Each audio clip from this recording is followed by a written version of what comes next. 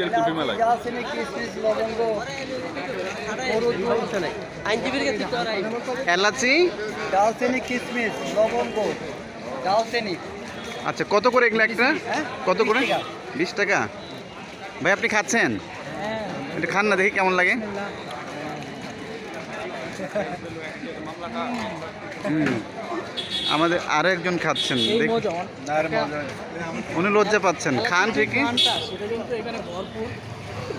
আচ্ছা, হ্যাঁ, নারায়ণগঞ্জ কোর্ট এলাকা, এখানে কুলফি পাওয়া যায়।